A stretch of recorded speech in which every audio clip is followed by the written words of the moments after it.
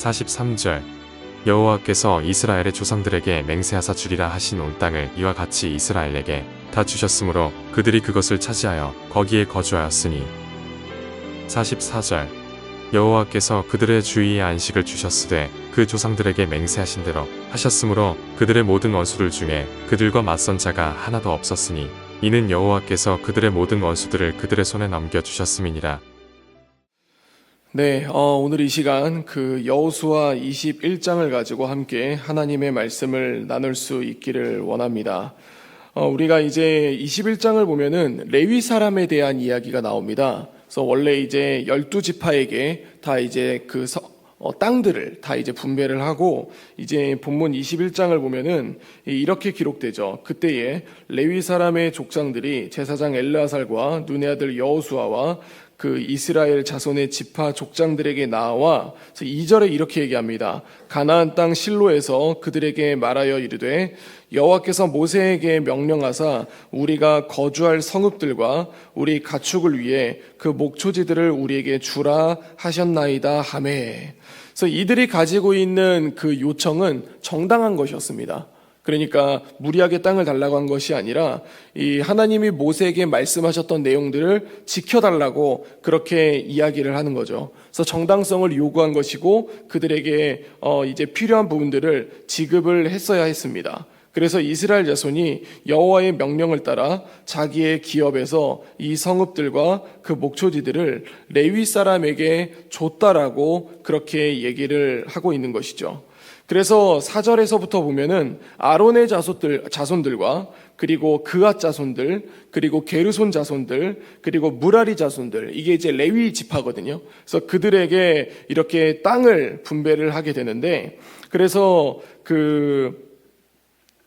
아론의 자손들을 보면은 유다 지파와 시므온 지파와 베냐민 지파 중에서 제비를 뽑은 대로 13성읍을 받았고, 그리고 그앗 자손들은 에브라임 지파와 이 단 지파와 므낫세 반 지파 중에서 10성읍을 받았고, 게르손 자손은 이사갈 지파와 아셀 지파와 납달리 지파와 또 이제 바산에 있는 므낫세 반 지파 중에서 13성읍을 받았으며, 그리고 무라리 자손들은 루벤 지파와 갓 지파와 스불론 지파 중에서 12성읍을 받았다라고 이렇게 이야기를 합니다. 그러면서 8절에 여호와께서 모세에게 명령하신 대로 이스라엘 자손이 제비를 뽑아 레위 사람에게 준 성읍들과 그 목초지들에 대해서 얘기를 하죠. 그래서 우리가 9절부터 이제 시작이 되면은 9절부터 보면은 이제 아론의 자손의 그 받았던 땅에 대해서 19절까지 그 목록들이 나오고요. 20절부터는 그앗 자손이 가지고 있었던 목록이 그 땅들이 26절까지 기록이 됩니다. 그리고 27절부터는 게르손 자손이 받았던 그 목초지, 그 부분들에 대해서 나오면서 33절까지 기록이 되고, 34절부터는 그 레위 사람 무라리 자손이 받았던 것이 42절까지 그렇게 40절까지 그렇게 됩니다. 그러면서 41절을 보면은 레위 사람들이 이스라엘 자손의 기업 중에서 받은 성읍은 모두 48성읍이고 목초지들이라고 얘기를 하면서 다 그렇게 이루어졌다라고 얘기를 하죠. 그래서 보통 이제 그 당시에 여호수아 시대 때에 땅 분배를 했을 때 각 지파들은 다 모여서 그렇게 살았었거든요. 근데 레위 지파들은 다 떨어져서 그렇게 살게 되었다라는 것이죠. 근데 그러면서 우리가 중요한 부분들은 43절과 44절입니다. 43절을 보면은 여호와께서 이스라엘의 조상들에게 맹세하사 주리라 하신 온 땅을 이와 같이 이스라엘에게 다 주셨으므로 그들이 그것을 차지하여 거기에 거주하였으니라고 얘기합니다. 그래서 우리가 43절에서 집중해서 봐야 될 게 뭐냐면 땅입니다. 우리가 구약에서 굉장히 중요한 것 중에 하나는 땅을 얘기를 하거든요. 그래서 하나님이 이스라엘 자손에게 땅을 주셨다라고 얘기를 하죠. 그런데 이게 우리가 땅이 뭐가 중요하냐라고 생각할 수 있지만, 한번 우리가 생각을 해보면은 원래 이스라엘 자손들은 이 땅을 그렇게 가지고 있는 사람들이 아니었습니다. 그러니까 이들의 조상이었던 아브라함으로부터 시작이 되면은 하나님이 아브라함에게 가나안 땅으로 가라고 했고, 그리고 가나안 땅에 있다가 이 야곱의 시대에 그 애굽으로 가지 않습니까? 근데 애굽에서 결국은 이제 출애굽을 해서 또 어디로 오냐면은 가나안 땅이라는 곳에 오게 되거든요. 그런데 그 가나안 땅이 어떤 곳이냐면은 적과 꿀이 흐르는 땅이라고 얘기를 하지만 하나님의 은혜가 있어야만 살아갈 수 있는 땅이었습니다. 그러니까 애굽처럼 어떤 나일강이 있어가지고 조금 가뭄이 오더라도 거기에 있는 강물에 물을 퍼다가 농사를 지을 수 있는 공간이 아니라 하나님의 은혜로 비가 내려야만 살아갈 수 있는 그런 땅이었다라는 것이죠. 그래서 이스라엘 백성들은 계속해서 하나님과 관계를 맺으면서 하나님이 주시는 그 은혜 안에 살아갔어야 한다는 겁니다. 그런데 그 땅이라는 것이 이제 이들에게 어떤 의미가 있냐면 44절을 보시기 바랍니다. 44절을 보면 이렇게 기록됩니다. 여호와께서 그들의 주위에 안식을 주셨으되 그 조상들에게 맹세하신 대로 하셨으므로 그들의 모든 원수들 중에 그들과 맞선 자가 하나도 없었으니 이는 여호와께서 그들의 모든 원수들을 그들의 손에 넘겨주셨음이니라 라고 얘기하는데, 구약에서는 땅을 이야기하고요, 땅이 어떤 것을 의미하냐면 44절에 안식이라고 이야기합니다. 그래서 땅이 있을 때에 그들에게 안식이 있다. 그러니까 43절을 보면은 하나님이 그들에게 땅을 주었고 그들이 거기에 거주할 때에 안식을 얻는다라고 얘기를 합니다. 그런데 이 안식이 이 원어의 의미를 잘 살리면은 그냥 휴식이 아니라 평안을 이야기를 해요. 그래서 정리를 하면은 하나님이 주신 땅 안에 거할 때 그들은 평안을 누릴 수 있었다라는 것이죠. 그런데 그 땅이 어떤 땅이냐면은 하나님의 은혜로서 살아가는 땅입니다. 즉 이거는 뭘 얘기를 하고 있냐면 이스라엘 백성들이 하나님의 은혜 안에 있을 때에 평안함을 누릴 수 있다라는 것을 얘기하고 있는 것입니다. 그런데 우리가 한 가지 또 생각해야 될 게 뭐가 있냐면, 그러면은 그 땅이 완전한 평안이냐, 완전한 안식이냐? 그렇지 않습니다. 구약은 뭐를 이야기하냐면은 구약은 우리에게 예수님이 필요하다라는 것을 얘기합니다.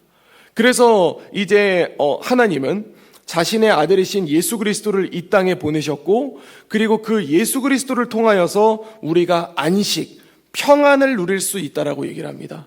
그래서 44절을 보면은 이렇게 기록이 되죠. 안식을 주셨으되 그 조상들에게 맹세하신 대로 하셨으므로 그들의 모든 원수들 중에 그들과 맞선 자가 하나도 없었으니 이는 여호와께서 그들의 모든 원수들을 그들의 손에 넘겨 주셨음이니라.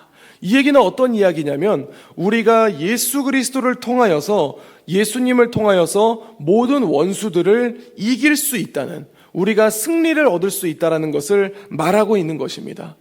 이것은 이제 우리에게 어떤 것을 의미를 주냐면은 우리가 예수님 안에 살아갈 때에 우리가 그 평안을 누릴 수 있고, 또 우리가 예수님 안에 있을 때에 우리에게 다가오는 여러 가지의 상황들 속에서 승리할 수 있다는 것이죠. 우리는 이야기를 합니다. 하나님, 우리를 보호하여 주시옵소서.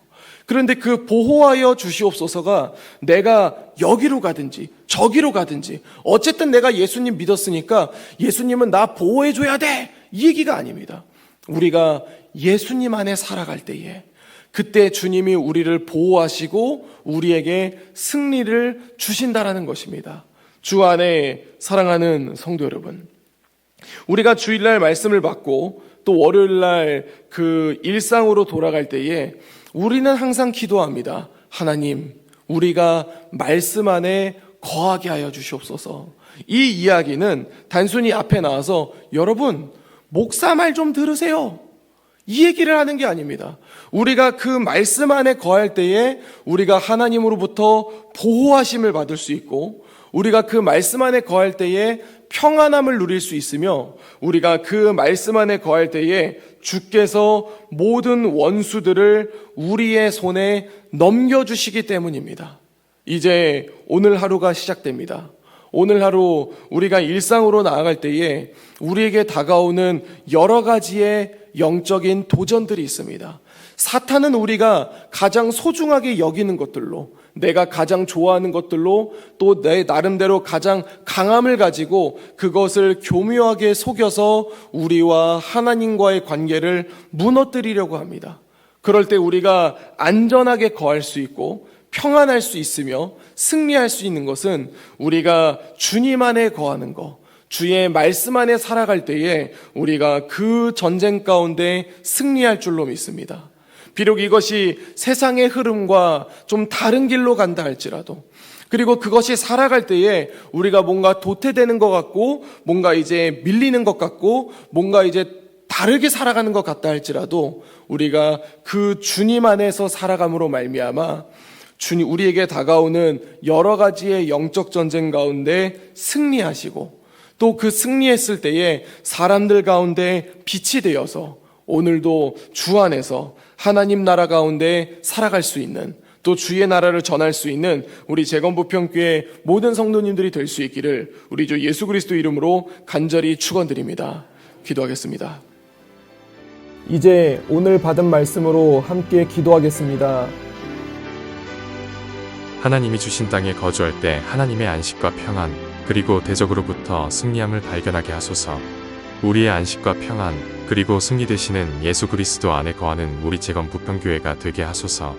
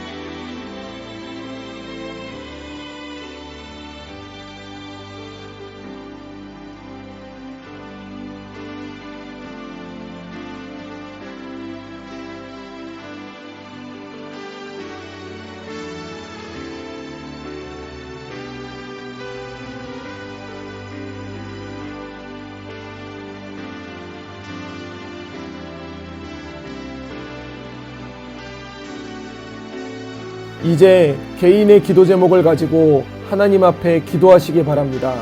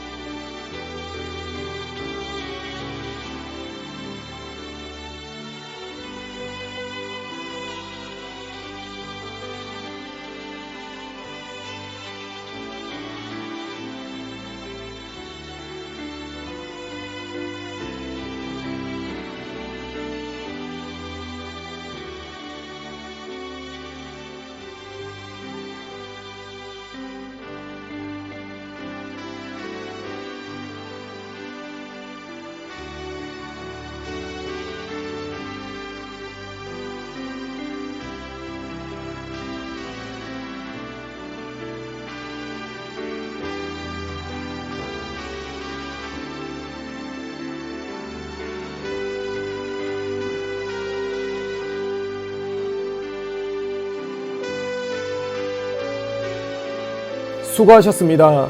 오늘도 하나님의 인도하심 가운데 승리의 하루를 보내시는 우리 재건부평교회 모든 성도님들이 되시기를 주님의 이름으로 축복합니다.